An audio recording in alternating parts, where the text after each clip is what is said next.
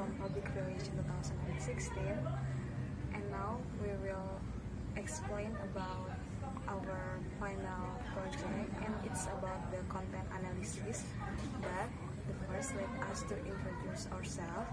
And my name is Kizia Sinta. My name is Fan Shu. First, we will explain about the definition of the content analysis. Content analysis is a research method for studying documents and communication artifacts, which can be text of various formats, pictures, audio, and video. Social scientists use content analysis to quantify patterns in communication in a replicable and statistical manner. One of the key advantages of this research method is to analyze social phenomena in a non-invasive way. In concept, to simulate social experience or collecting service answers. Practice and philosophies of context analysis vary between scholarly communities. They all involve systematic reading or observation of texts or artifacts which are assigned labels to indicate the process of interesting, meaningful patterns. After labeling a large set of media, a researcher is able to estimate the proportions of patterns in the text as well as correlations between patterns. Content analysis conforms to three basic principles of scientific method. There are three. The first is objectivity, which means that the analysis is pursued on the basis of explicit rules, which enable different researchers to obtain the same result from the same documents or message. And the second is systematic. The inclusion or exclusion of content is done according to some consistently applied rules, whereby the possibility of including only materials which support the researcher's ideas. And the third is generalizability. The results obtained by the researchers can be applied to other similar situations. Okay, now I want to explain about use of content analysis. Before that, I want to explain you what content analysis can do. The first, it goes beyond the impressionistic observation about the phenomena and can help you make a quantitative application about the phenomena. The second, it is an unobtrusive research technique useful to study sensitive research topic.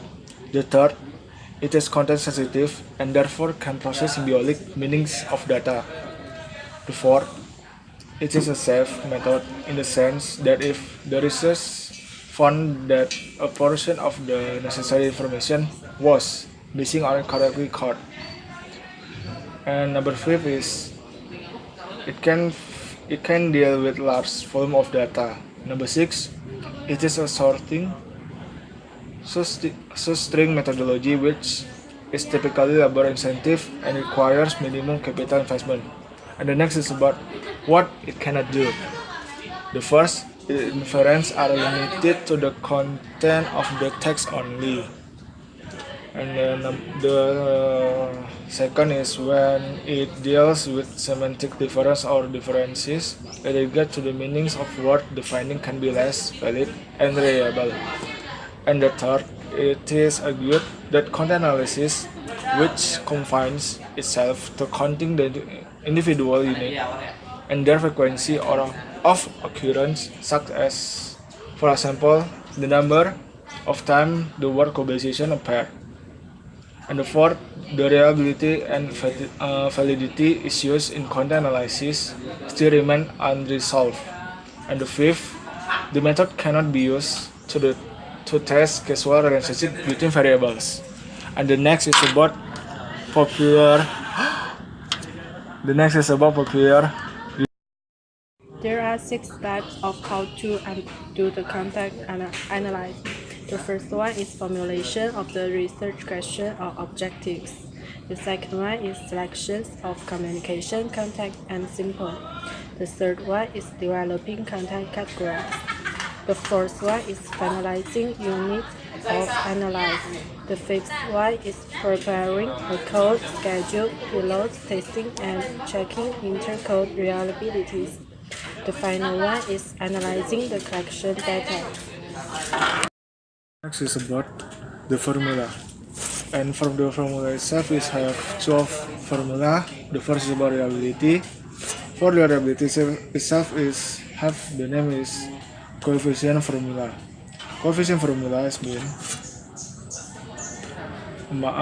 like the formula itself is number of units in the same category divided by total number of units code.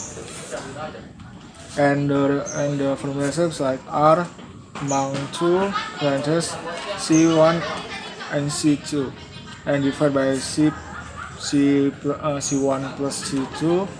And the second is about kappa. Kappa is for the formula itself is PA min PC divided 1 min PC, and the explanation is about PA is about proportion of units on which the rate rigid, and PC is about the proportion of units for which agreement is expected by change.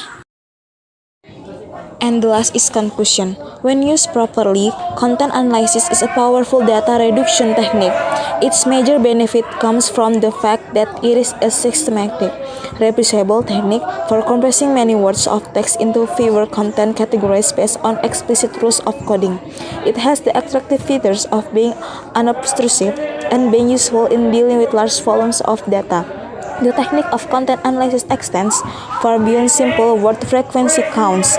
Many limitations of word counts have been discussed, and methods of extending content analysis to enhance the utility of the analysis have been addressed. Two fatal flaws that destroy the utility of a content analysis are faulty definition of categories and non-mutually exclusive and exhaustive categories.